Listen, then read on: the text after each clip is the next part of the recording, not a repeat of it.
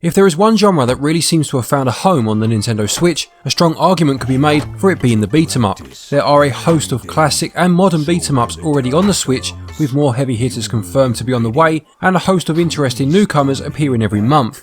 9 Monkeys of Shaolin is another such example, looking like it potentially has the ingredients to enrich the Switch's library further. Will it fulfill that promise, or will it hurt like a kick to the temple?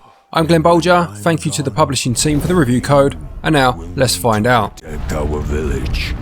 Protect them with your life. 9 Monkeys of Shaolin falls under the Chinese fantasy genre of wuxia, which means martial heroes and covers the adventures of martial artists in ancient China. You play as fisherman Wai Chung, who sees his whole family murdered when his village is attacked by pirates. He is rescued by Shaolin monks and joins forces with them in order to gain revenge for his family, training under their guidance and becoming more powerful as the story progresses. Each level starts with a conversation between the characters, and there are hand-drawn cutscenes at other times. Wai Chung grows as a character as the game progresses, and I enjoyed seeing his journey, both physical and spiritual, play out as the game went on.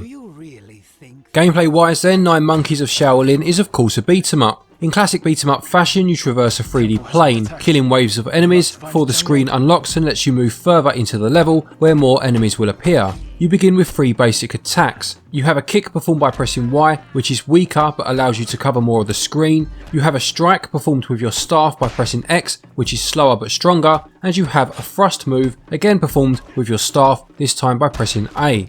Using each of these in quick succession or in a sequence will see you perform a combo, and this will increase your score multiplier for that attack. You do not have a jump move, something that always takes me a bit of a while to get used to in a beat 'em up, but you do instead have a dodge, which is performed by pressing B. This takes the form of an evasive cartwheel and will allow you to get yourself out of a tight spot when needed. It's funny how the lack of a jump move in a beat 'em up can really mix things up, making it harder to keep enemies at arm's length as everything is a brawl on the ground. And make no mistake, enemies in this game come thick and fast and will swarm you in seconds, ganging up and surrounding you, which is a surefire way to lose a whole health bar in a matter of moments. To counter this, you have a deflect move. Studying opponents will see them flash orange just as they are about to strike. If you press L at this moment, you will deflect their attack and stun them momentarily. It does take a while to get the timing right, and if you have enemies attacking at different times, it can be hard to deflect them all, so you need to make good use of that dodge move to try and break enemies up, deflecting single attacks and thinning out their numbers. To assist you further, you have chi moves, which are powered by your chi meter. This fills up every time you attack an enemy and allows you to perform more powerful versions of your basic moves. Early in, you will learn a technique which allows you to hold down an attack button to cause more damage, but as you play, further chi techniques are taught to you, which will see you performing huge flying kicks across the screen or damaging multiple enemies at once. Later on, you are even taught to use magic attacks via your chi meter, and this again really does freshen the gameplay up as you go. After completing a level, you are taken to the Shaolin Temple, which acts as your hub area. You have a few options from here. First of all, you can select your next mission. The game consists of 5 chapters, each made up of 5 levels, and at times you will be given a choice of which level you want to partake in next. Each level offers a set number of golden tokens as a reward for completion. We'll cover these in a moment, as well as sometimes offering an item as an additional reward. Items come in 3 categories: staffs, beads and footwear, and once you have obtained some of these, you can swap between the ones you have equipped, also carried out in the hub, and each item has its own perks and buffs that it affords the player. Going back to levels for a moment, you do not necessarily have to finish all 5 to complete a chapter. Once you have unlocked the boss level, finishing this will see the chapter end, although you can choose to revisit previous chapters should you wish to claim any rewards you would otherwise miss out on. This leads nicely into those golden tokens. Speaking to the Elder in the hub will grant you access to a skill tree. You can plump the tokens into your 3 basic attacks, potentially enhancing the damage you do, improving your chances of a critical attack, or increasing the speed at which your chi refills, but as you unlock the later powers I mentioned, these are also added to the skill tree, and these can be powered up too. You won't be the only one powering up though, and as well as new enemy types appearing as you play, you will also encounter some that can buff the enemies around them, or others that can only be damaged by using chi attacks. There are 4 difficulty levels available from the start, with the strength of the enemies or even the inclusion of checkpoints within levels should you die, changing depending on which one of these you choose. I chose warrior mode, which is probably normal mode judging by my experience with the game. Whilst there are no weapon pickups within levels, with the game instead using that reward system I mentioned earlier, you will find a few pickups as you go. The main one is green tea. This is your basic health refiller, but rather than it being used instantly, you can store them up and use them when you need them. You do this by pressing up on the D-pad, and I liked this approach to health management. Other items such as red tea can be found that increase your attack temporarily, and again these will be assigned to a button on the D-pad. There is a boss fight for each chapter, being the leader of that particular clan, and these are a bit hit and miss in all honesty. On the plus side, each one has a theme, or the leader has a particular power they will use against you, leading to some variety, but they aren't particularly balanced. Boss 2 with its gauntlet of enemies before the boss even appears, and its constant gunfire making healing difficult, is a stark contrast to Boss 3, who puts up very little resistance and goes down without much of a fight. The game can be played in both local or online co-op modes. Whilst I couldn't find a match online, obviously with this being a pre-launch code it always makes this harder, but I did try out the local co-op, and whilst it works well enough, it doesn't include drop in and drop out play, needing you instead to register player 2 in the hub and then leave back to the hub to unregister them. Plus the lighting seems to make player 2's clothes change colour at times, making it very hard to keep up with who was who against a backdrop of enemies. Gameplay is pretty tough to begin with. If you have any sort of muscle memory for beat 'em ups, you will lament the exclusion of a jump attack to begin with, and the constant swarming of enemies does take some getting used to, but it does feel rewarding when you finally click with the deflect move, and the drip feeding of new abilities such as the magic, plus items and a skill tree keep things fresh, and gameplay scores 17 out of 20. Controls work well, although the camera being placed at more of a top-down view rather than a completely side-on one does make lining up attacks feel a bit alien at first, but it does become second nature, and they score 17 out of 20. In terms of visuals, 9 Monkeys of Shaolin opts for a 3D, almost low poly look in terms of the characters and certain background elements. Characters use less detail, being devoid of facial features for example, with the idea being that the visual mastery would come from the motion of the characters as they block, parry and counter moves on the screen.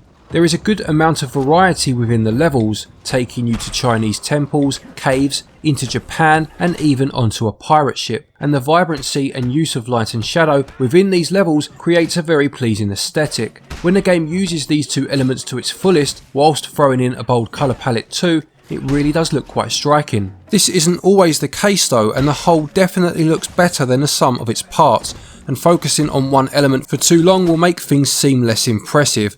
Plus, as much as I've just mentioned vibrancy just now, a few of the levels are a little too dark. On the flip side, the colour in some parts feels oversaturated, leading to quite a gaudy effect. Performance wise, on the whole the game runs quite smoothly, although there are occasional instances of slowdown which I ran into mainly in boss battles or early in levels as things were just kicking in. There were also a few stutters generally when you were fighting waves of enemies. On top of this, I did encounter the occasional animation glitch, so not perfect on the performance front, but no major issues by any means either. In handheld mode, performance seemed fairly similar to that of docked mode, judging by the small amount I played in this mode, although the graphics are quite a bit blurrier.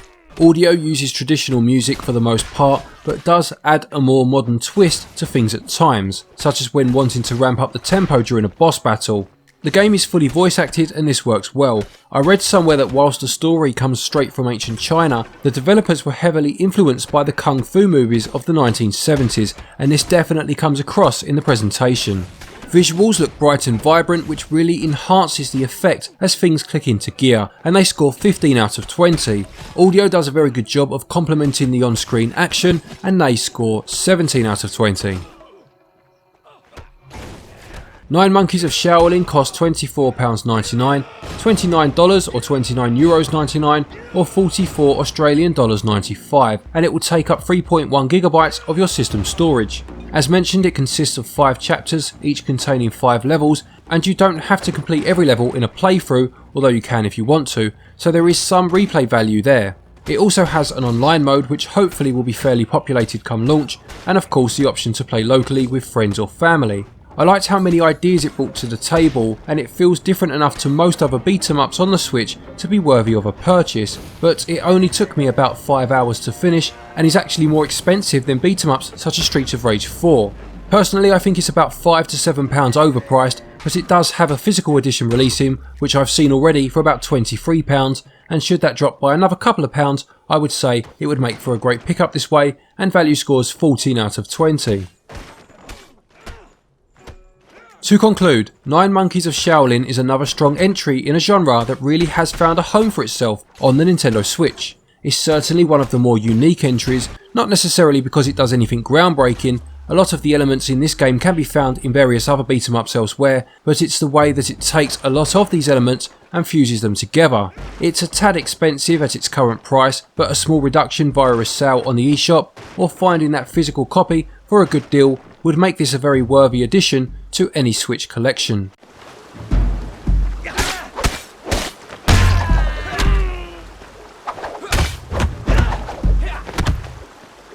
Nine Monkeys of Shaolin gets a SwitchUp score of 80%. Thank you everybody for watching. I hope you enjoyed this review. Please do remember to leave a like if you did. As I said, there are a whole host of beat 'em ups on the Switch, so many in fact that I have made a list of some of the best available. I'll put a link to that in the top pinned comment if you want to have a watch. A quick thank you to our Patreons as always for your continued support, and to each and every one of you for watching our videos. Take care, stay safe, and until next time, happy gaming.